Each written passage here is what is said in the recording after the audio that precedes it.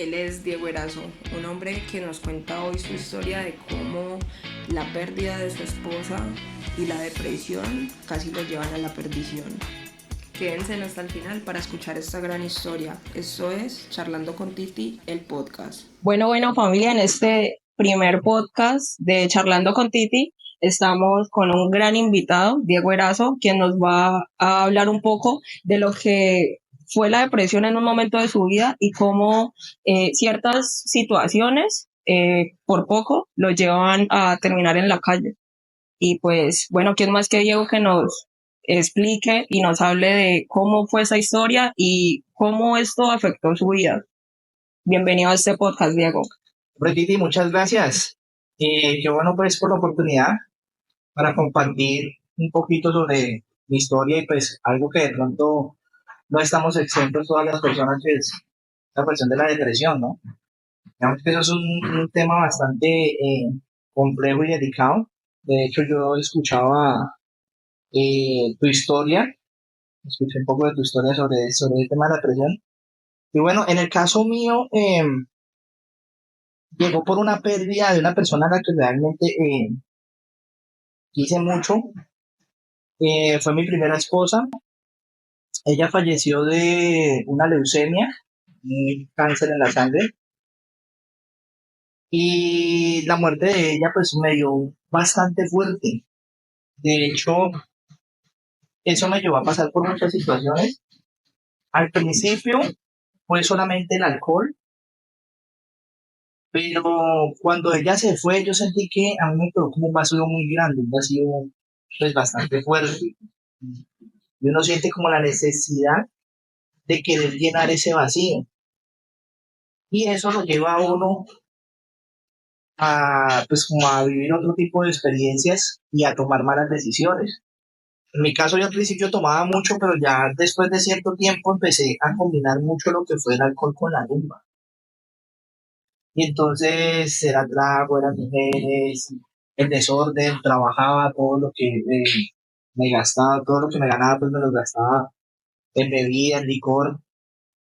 Y obviamente, pues en ese mundo a veces se topa uno con personas que, digamos que no le convienen mucho a uno, tener personas que Malas influencias. sino que antes por el contrario lo pueden subir a uno más en ese mundo. Yo recuerdo mucho que yo conseguí pues o sostuve una relación, digámoslo así, pues no fue una relación realmente que se pueda decir seria, pero sí nos veíamos casualmente y pues llegamos a compartir muchas cosas. Eh, Esa persona tenía problemas con las drogas, aunque de cierta manera se puede decir que lo manejaba. Yo creo que uno nunca termina de manejar él, es bastante complejo. Pero a ella le gustaba mucho, pues, fumar marihuana, también perico. Y me empecé a vincular demasiado con ella en las rumbas y todo eso. Y en determinado momento empecé yo a consumir también eso, ¿ya? Y digamos que fue una parte muy compleja de mi vida, un momento en el que yo, no sé, por cosas de la vida, por sucesiones que yo me di cuenta, digamos, nosotros, o yo me quedaba con ella en el apartamento que ella compartía con varias amigas. Recuerdo mucho que en el momento que yo me di cuenta que estaba casi tocando fondo con esta cuestión ya de las drogas, de que yo ya estaba empezando en declive, fue cuando una noche veo que llegan unas personas allá a ese apartamento a convidar a las amigas de ella a una rumba. Yo en ese entonces yo era muy consciente de que la persona que estaba conmigo, la persona que ya no fue, pues obviamente que yo estaba ahí, no había salido. Recuerdo que como a eso de las 3 de la mañana llegaron ellas en medio pues de sus tragos y de su rumba, porque yo escuchaba la boca, diciendo pues que las habían tratado muy mal, que las habían humillado, pero que no importaba porque ellas traían marihuana. En ese momento entendí yo que como que ese no era el punto mío, y que si yo seguía ahí, a mí me iban a seguir arrastrando la vida. ellas de pronto ese era su mundo, ellas digamos que ya lo manejaron, ya lo controlaban, porque desde muy penales, después sabían, consumían y todo, y sabían de cierta manera cómo controlar eso. Yo no, yo estaba empezando a caer en ese mundo y a mí me dio mucho miedo de que eso me arrastrara. Y es que era lo más probable porque pues eras como nuevo en eso, ¿no? Sí, básicamente, aunque yo me crié en un barrio donde yo veía cómo armaban la marihuana, cómo consumían perico, porque eso se armaban el bareto a uno ahí al lado. Entonces, de hecho, cuando yo fui soldado profesional del ejército, yo armaba los baretos, soldado. Y como yo sí, lo que sí era que yo fumaba muchos cigarrillos, yo sacaba ahí de los, del papel que queda al fondo de los cigarrillos, yo les armaba a ellos los blones, que es Ya como vendía un blog de eso. 1.000 pesos.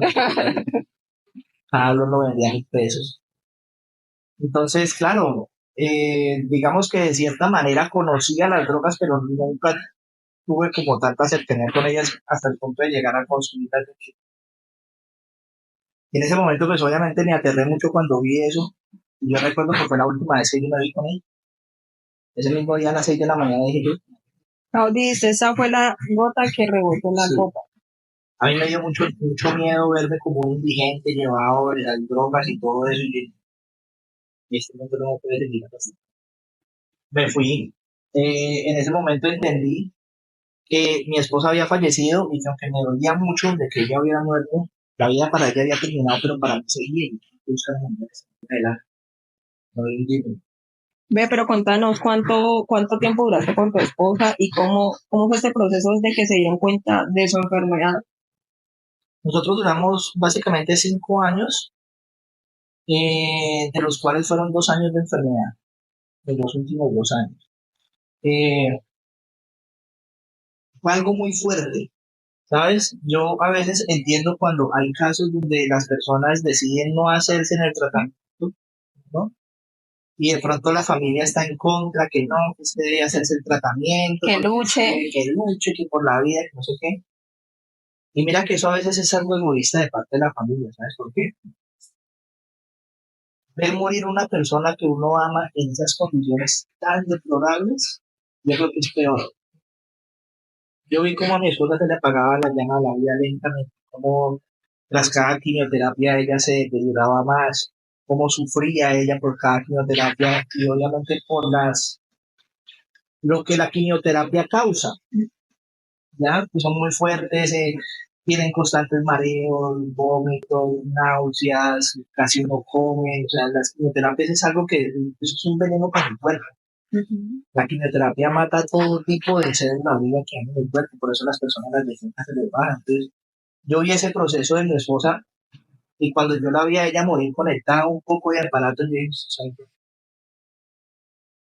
la muerte no digna para una persona, mismo en esas condiciones, es lo más nefasto". Y entonces, yo creo que yo hubiera preferido que ella no se hubiera hecho el tratamiento, verla de esa manera fue mucho más doloroso, mucho ver uno a la persona que uno ama, cómo se le consume la vida lentamente. Bueno, es diferente como cuando usted sabe que tiene la enfermedad en cuanto otro, se fue y listo. Le murió, pero no viste todo ese proceso, cómo ver ese proceso, cómo la persona se le escapa la vida de sus manos tratando de aferrarse a ella, eso es muy difícil. Ve y contanos cómo fue, digamos, en el momento de que a ella le diagnosticaron esta enfermedad, de ahí para allá, cómo fue el proceso, o sea, ustedes seguían súper unidos o qué pasaba, digamos, en ese lapso de tiempo mientras que hacían las quimioterapias y eso, ¿sabes? Ella ya sabía que probablemente no le iba a resistir y cómo lo tomó usted tú y cómo lo tomó ella. Bueno, para ella fue muy difícil. Yo recuerdo tanto que ella no fue capaz de contarme, que me contó fue mi suegro, papá de ella.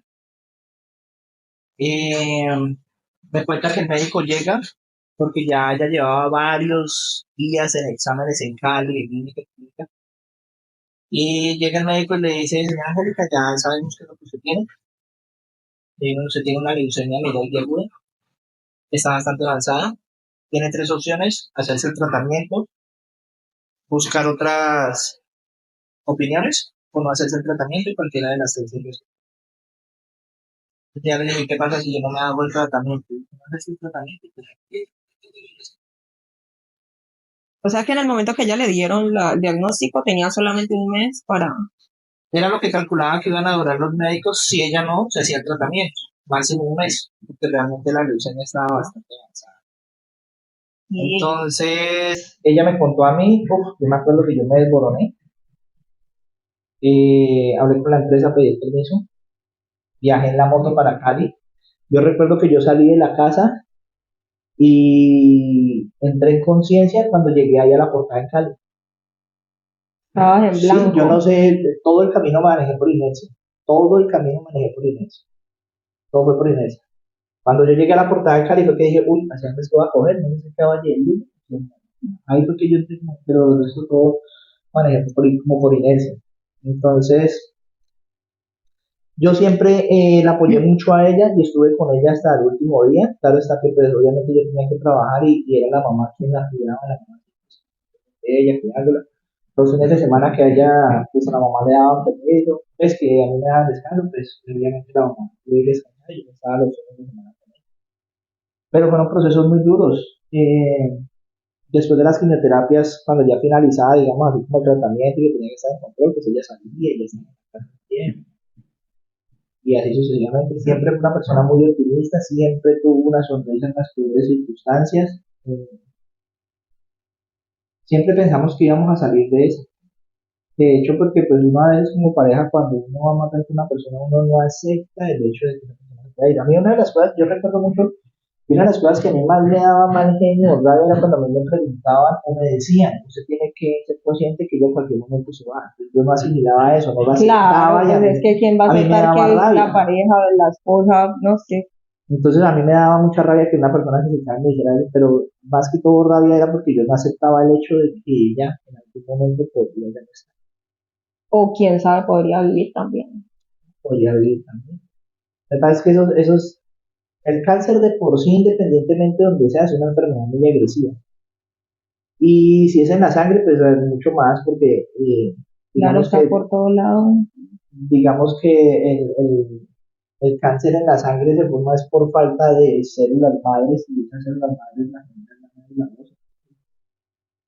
Es un tipo de cáncer muy complicado y la vaina es que ese tipo de cáncer cuando de pronto tú te haces el tratamiento y de cierta manera quedas en remisión completa, que es cuando los médicos te dicen, remisión completa es cuando el médico te dice, en el momento no tienes células cancerígenas, pero hay que continuar con el tratamiento, hay que continuar con el protocolo que ellos dicen que hay que terminar, que hay que hacer antes de decretar a una persona libre de cáncer. Entonces, cuando esa persona queda en remisión completa, eh, digamos que es como una esperanza, ¿cierto?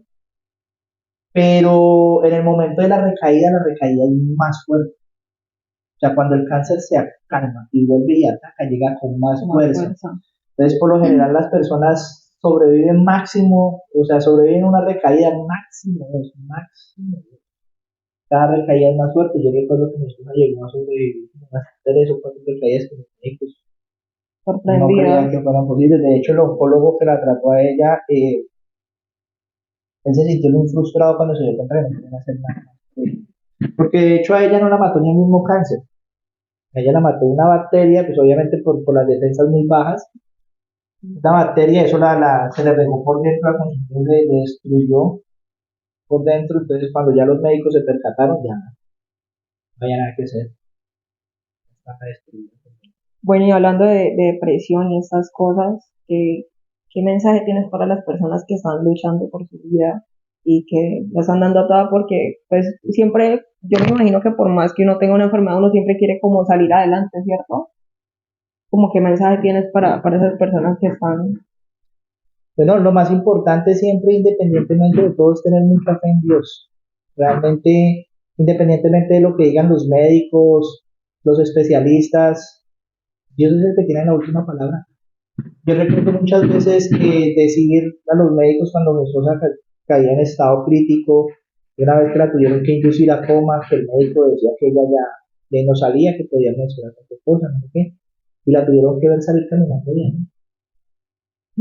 Realmente la última palabra la tienen aunque los médicos son muy estudiados y todo eso. Por encima de Dios no hay nadie. Entonces, lo más importante siempre va a ser la fe. siempre va a ser la fe. Y algo que yo le digo a las personas que siempre están luchando con este tipo de enfermedades, con este tipo de cosas, es tanto como a los que luchan como a los que no le han tocado, atesoren la vida. Nadie Valoren. sabe qué tan importante es la vida hasta que se da cuenta que está a punto de perderse. No, y pues no solamente valorar la vida, sino también valorar a las personas que tenemos, ¿no? Eso también es muy importante, no guardar rencores con nadie. Uno no sabe en qué momento le toque partir de ese mundo y uno de este hecho de partir con rencores o con odios de otras personas. Yo creo que eso no es nada sano para nadie.